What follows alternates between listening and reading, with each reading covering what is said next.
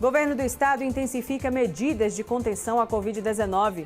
Novas doses de vacinas contra o coronavírus chegam em Vitória da Conquista. Secretaria de Educação do Estado divulga calendário para o retorno às aulas no sistema remoto em março. Quinta-feira, 25 de fevereiro, seja muito bem-vindo. O ESB Notícias já começou.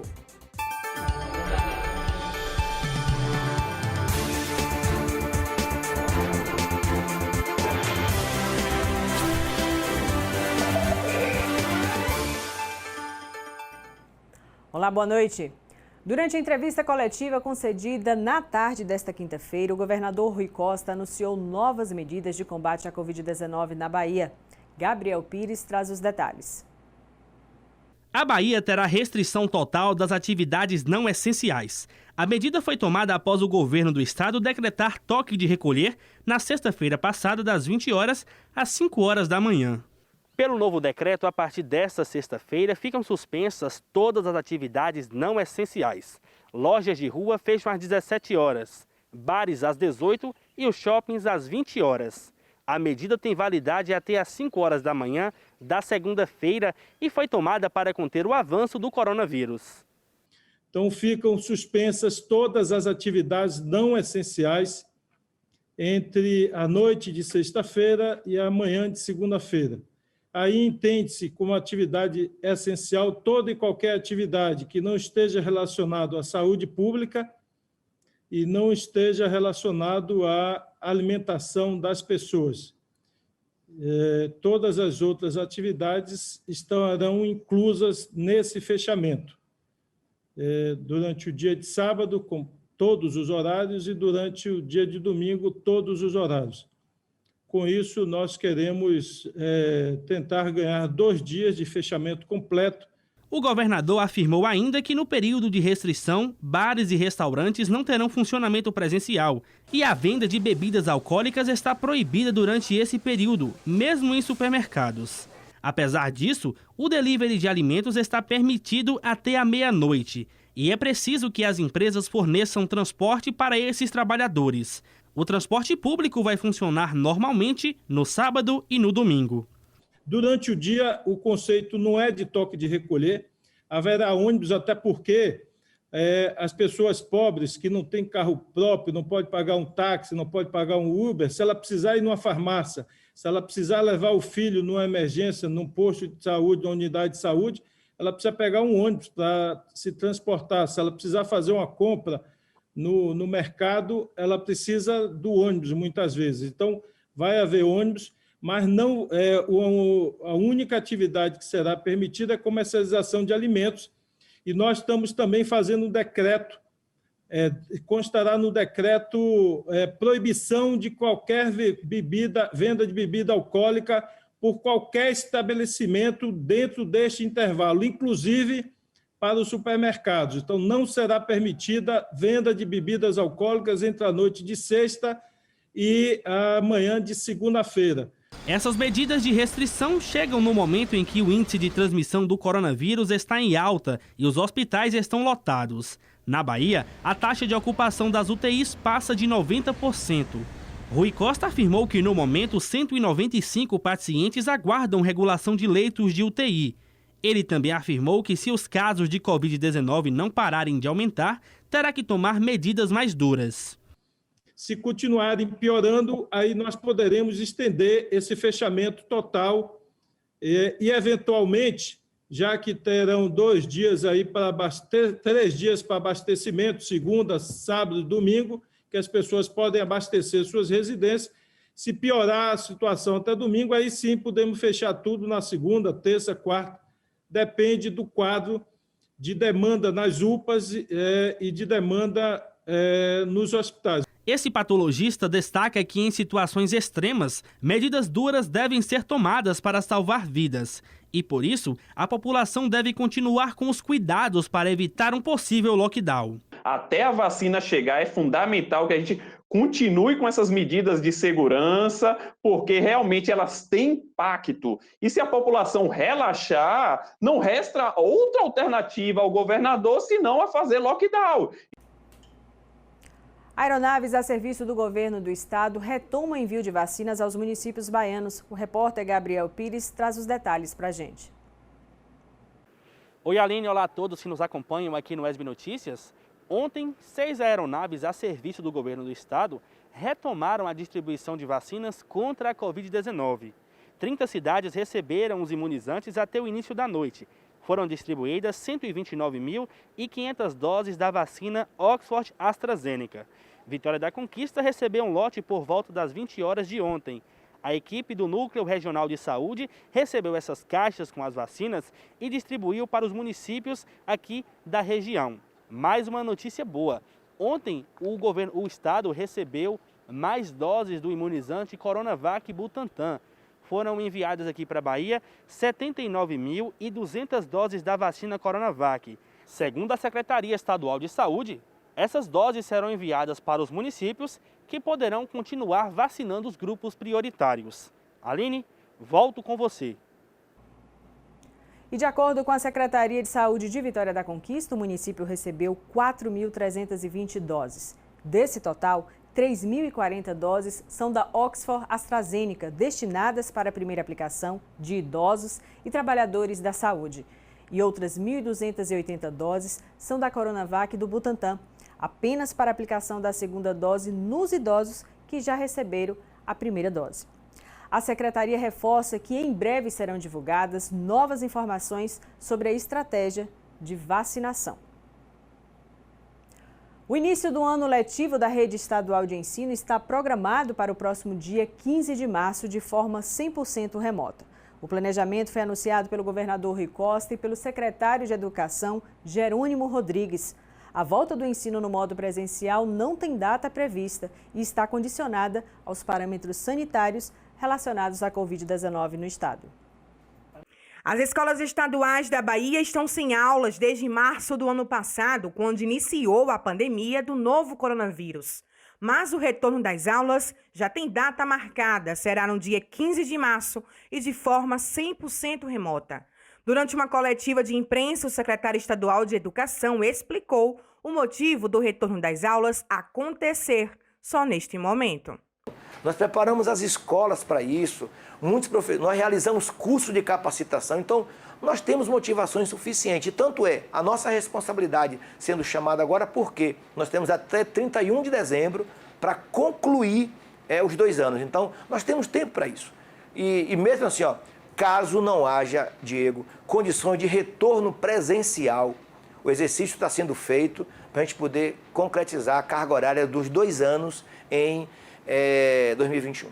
O ano letivo será 2020 e 2021, ou seja, o ano será contínuo e o aluno irá cursar 2 anos escolares em um único ano. Serão 228 dias letivos, 6 horas e 40 minutos por dia de aula, de segunda a sábado.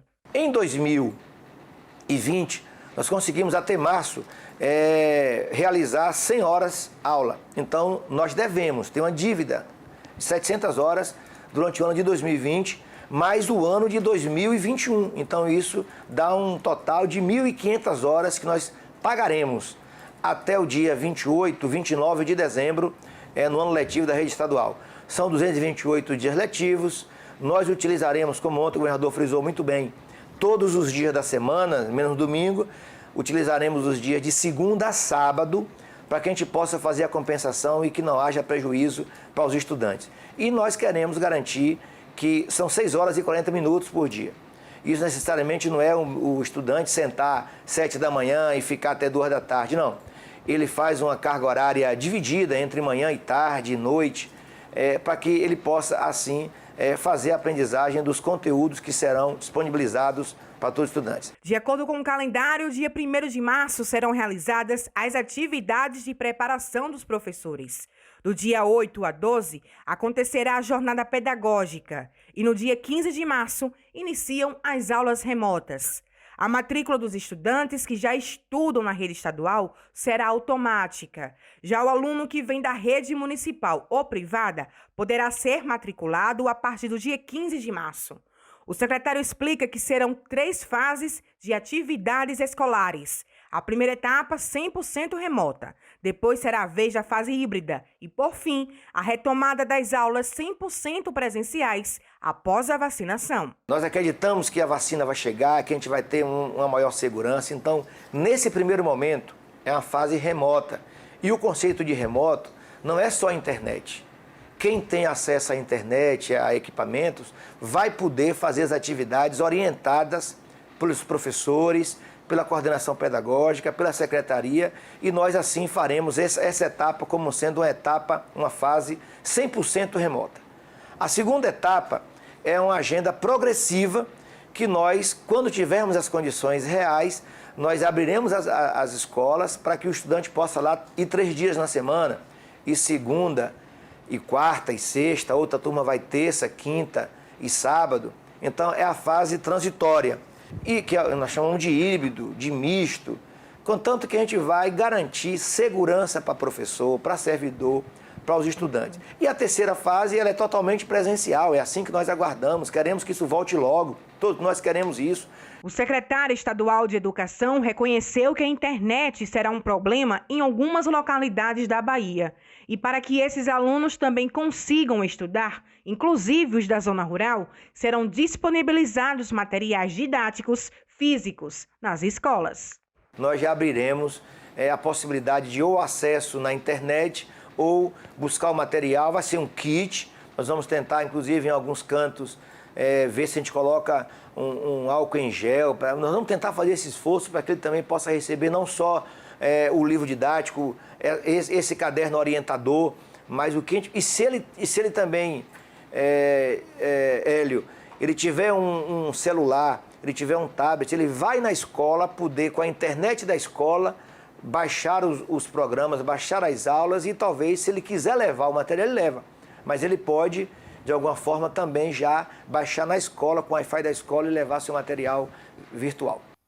As aulas remotas realizadas no contexto da pandemia são atividades de ensino mediadas pela tecnologia, mas que se orientam pelos princípios do ensino presencial. As aulas remotas garantem a continuidade da escolarização através dos recursos tecnológicos, só que à distância, o que exige ainda mais dedicação dos alunos. Ana Carolina vai cursar o 3º ano e já sabe que para superar as dificuldades vai precisar se dedicar. Ainda que um pouco tardia, essa volta às aulas no dia 15 de março dá uma certa esperança aos estudantes da rede pública do estado da Bahia. Porque realmente nós estamos esperando esse retorno. Vai completar um ano, dia 17 de março agora, se não me engano. E, de certo, por todo esse tempo que tiveram que fazer pesquisas, estudos para que essa volta às aulas se desse da melhor maneira, um ano se perdeu aí e nós vamos ter que fazer 2 anos letivos em um só. Estudantes que fizeram um ano letivo de maneira remota já estão com dificuldades. Imagina os estudantes da rede pública da Bahia que vão fazer 2 anos letivos em um. De certo que as dificuldades elas vão estar aí. Vamos agora aos dados atualizados da Covid-19 em Vitória da Conquista, de acordo com o último boletim divulgado pela Secretaria de Saúde do município nas últimas 24 horas. Vamos aos números aqui no nosso telão? Do número de casos notificados, já temos 71.309, casos confirmados 19.796. Casos confirmados por testes rápidos, 15.019, confirmados por RT-PCR, 4.781. Dos casos descartados, temos 14.940. Número de recuperados, 19.065. O número de óbitos subiu para 303. Sobre o percentual de leitos, de ocupação de leitos de UTI no município, dos 70 leitos disponíveis, nós temos aí então 81,4% de ocupação. Dos 78 leitos disponíveis para leitos clínicos, temos aí então um percentual de 25,6%. Esses são os últimos dados atualizados do boletim epidemiológico divulgado pela Secretaria Municipal de Saúde. E a seguir, tema da campanha da Fraternidade discute vulnerabilidade de diversos grupos sociais e a importância do diálogo. O intervalo é bem rápido, a gente volta já.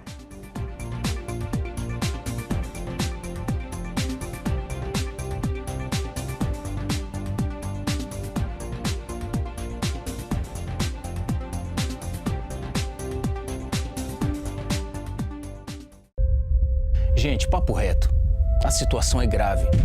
Esse é o pior momento da pandemia. Os hospitais nunca estiveram tão cheios. E enquanto a vacina não chega, o corona está chegando mais perto. Repare quantas pessoas próximas da sua família já sofreram com a doença.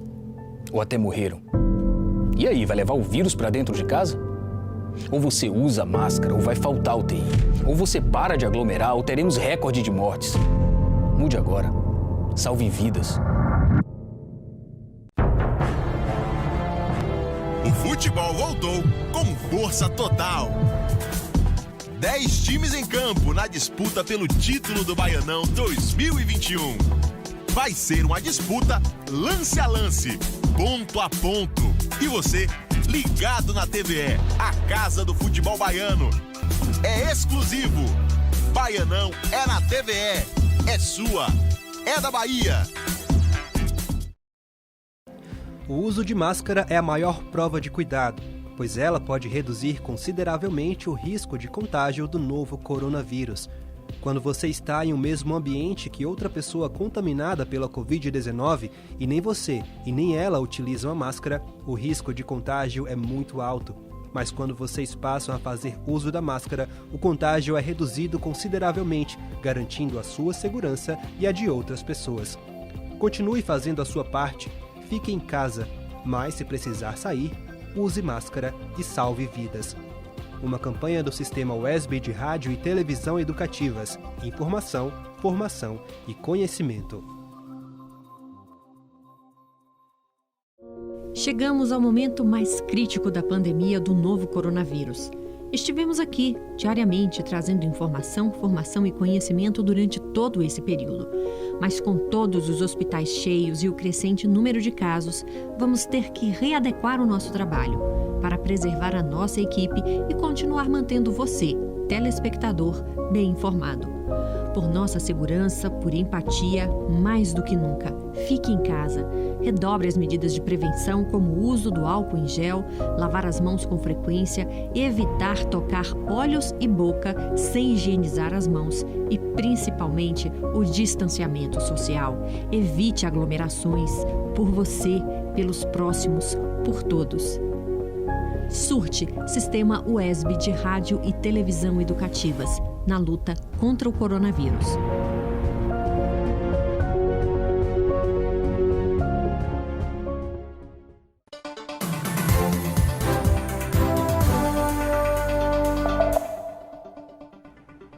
O WESB Notícias está de volta. Uma pesquisa desenvolvida por uma professora do Departamento de Saúde da WESB auxilia na implantação de grupos de apoio aos cuidadores de pessoas acometidas por Alzheimer. A repórter Cristiane Santana traz os detalhes para a gente. O Alzheimer é uma doença neurodegenerativa que causa a perda das funções cognitivas, como a memória, orientação, atenção e linguagem. Ela acomete pessoas a partir dos 65 anos e, desde a sua descoberta, sabe-se que o paciente portador da doença precisa de cuidados especiais. Mesmo com todo o avanço de pesquisas científicas e descoberta de medicamentos, ainda há muito o que avançar e contribuir. Por isso, toda e qualquer pesquisa na área é de fundamental importância. Mas se, por um lado, o paciente precisa ser assistido de forma especial, o cuidador também merece toda a atenção. E uma pesquisa desenvolvida no Departamento de Saúde 2 da Universidade Estadual do Sudoeste da Bahia auxilia na implantação de grupos de apoio a esses cuidadores, numa perspectiva de interação e de ajuda mútua. Desde a graduação que eu me envolvi, no projeto de extensão, grupos de ajuda mútua para familiares cuidadores de pessoas com doença de Alzheimer.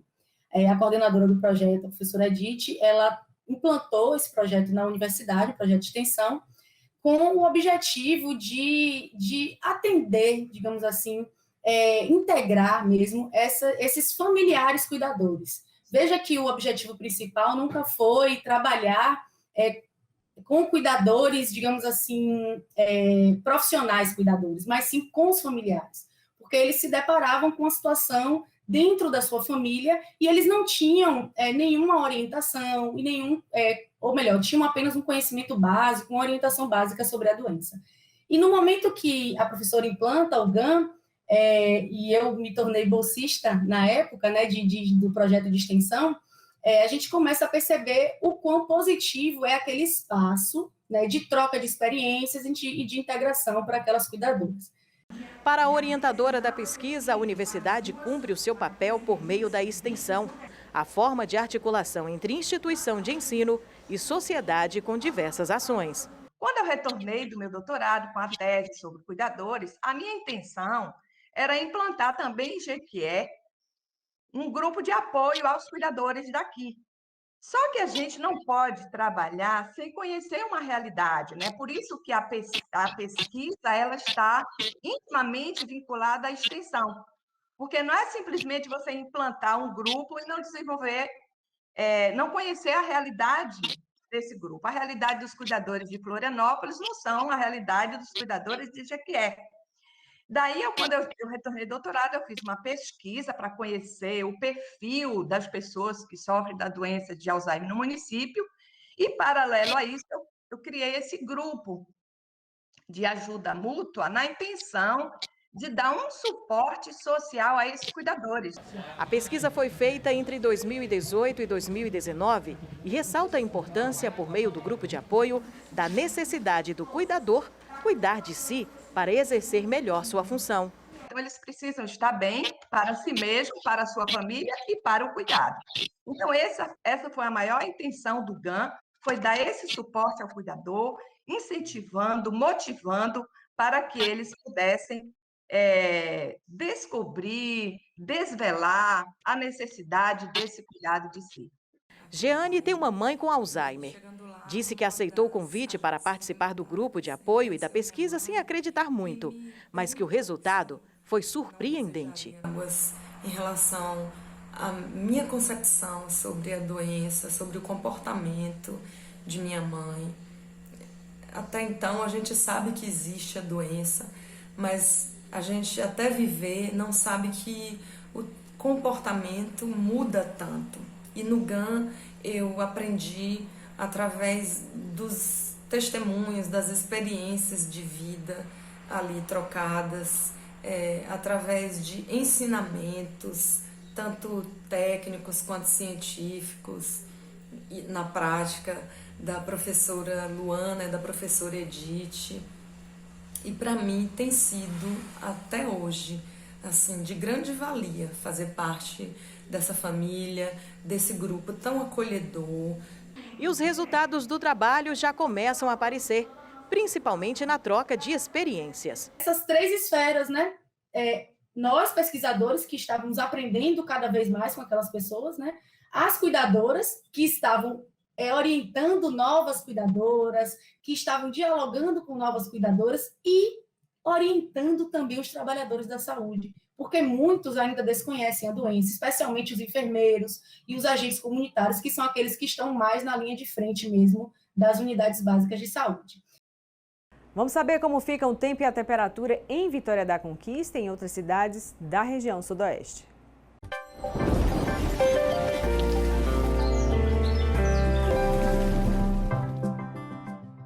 Tempo nublado em Vitória da Conquista e não tem possibilidade de chuva aqui na cidade. A mínima prevista é de 19 graus e a máxima de 27 graus. Já para sexta-feira, possibilidade de chuva em alguns pontos da cidade. Os termômetros variam entre 17 e 29 graus. No sábado, possibilidade de pancadas de chuva. A mínima será de 18 graus e a máxima de 27 graus. Já para outras cidades da região sudoeste, não tem possibilidade de chuva. Em Anagé, variação de nebulosidade e o sol aparecerá em alguns momentos. Os termômetros registram a mínima de 22 graus e a máxima de 31 graus. Em Tapetinga, o tempo segue nublado e não tem possibilidade de chuva. A menor temperatura é de 23 graus e a maior de 34 graus. Em Jequié, sol entre nuvens e o tempo segue nublado e não tem previsão de chuva. Os termômetros variam entre 23 e 33 graus. O tema da campanha da Fraternidade esse ano discute, entre outras questões, a situação de vulnerabilidade de diversos grupos sociais e ressalta a importância do diálogo no gerenciamento de crises. Luiz Pedro Passos traz todos os detalhes para a gente. Biomas brasileiros e defesa da vida, a superação da violência, trabalho e justiça social. Vida sim, drogas não. São feridas abertas na sociedade brasileira e tocadas com cuidado e sensibilidade todos os anos pela campanha da Fraternidade, uma iniciativa da Igreja Católica do Brasil. Em 2021, a Igreja Católica segue com seu intento de debater questões existenciais do povo brasileiro. Com o tema Fraternidade e Diálogo, Compromisso de Amor, a campanha quer discutir a negação da ciência. Essa conversa ela é extremamente importante, extremamente positiva para a nossa evolução, para a evolução da sociedade. Quer evidenciar os problemas causados pela cultura machista. É importante que a gente tenha campanhas como essa, que em lugar de combater o machismo, eles trabalhem para prevenir e combater, sim, a violência doméstica e intrafamiliar. Retirar do silêncio o grito da população LGBTQI+. E quando a gente vê uma religião cristã, né, a moral cristã, falando para a população que tem que todos nós somos iguais, que a gente precisa se juntar e se unir, isso inclusive vai facilitar com que essas políticas possam aumentar e chegar em mais pessoas. Assim, como ressalta a CNBB, a campanha quer avaliar caminhos para a superação das polarizações e das violências que marcam o mundo atual. Porque o tempo quaresmal é um tempo de renovação da vida espiritual, né, da autenticidade da vida cristã, e entre, então, as ações que devemos intensificar, não é, está, digamos assim, aquele tipo de ação que diz respeito à nossa solidariedade. É precisamente um apelo por cuidar das pessoas e das realidades mais necessitadas. Cuidar da população LGBTQI+. Em 2020, segundo o Grupo Gay da Bahia, 175 pessoas transexuais foram mortas no Brasil. Por que a necessidade de falar sobre esse tipo de violência? Porque há um fato dentro da sociedade. E foi a campanha da Fraternidade, né, a Igreja Católica, a CNBB, juntamente com a CONIC, foi muito feliz em trazer esse tipo de discussão, porque é necessário. A gente precisa discutir o que há no mundo real antes da gente ver apenas só o mundo transcendental. Trazer esses números para a sociedade é importante para que a gente possa enxergar. Cuidar das mulheres. A própria Lei Maria da Penha, ela coloca que é dever não só do Estado, mas de toda a sociedade prevenir e combater a violência doméstica e intrafamiliar contra as mulheres. Cuidar do povo brasileiro, já que a campanha chama atenção para a atuação do governo federal durante a pandemia, critica o negacionismo científico e lembra as dores causadas pelo coronavírus na nossa sociedade. A pandemia, por exemplo, no Brasil, nós sabemos, né, já dizimou mais de 250 mil pessoas, então isso realmente clama aos céus. E negar a pandemia seria, por exemplo, negar as mortes dessas pessoas. A campanha da Fraternidade deve durar até o final do ano. Em Conquista, diversas ações estão acontecendo para apresentar e refletir com os fiéis sobre o tema proposto. Estamos trabalhando o tema através das redes sociais, né? Com momentos de formação, né? Lives, discutindo, apresentando a temática.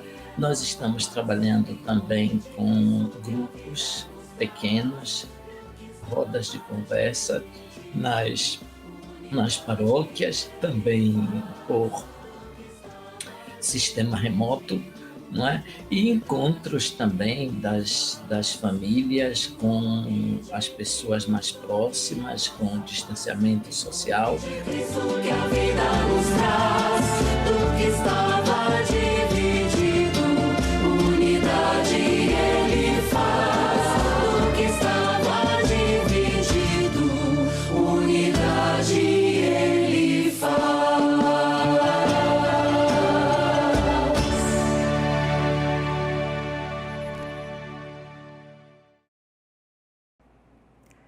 ESB Notícias de hoje fica por aqui. Para rever os nossos telejornais, acesse o ESB Notícias no YouTube. E para enviar sugestões, o nosso WhatsApp é o 3424-8763. Obrigada pela sua companhia e lembre-se, fique em casa, se precisar sair, use máscara, mas o mais importante é manter o isolamento social. Se cuide e até mais.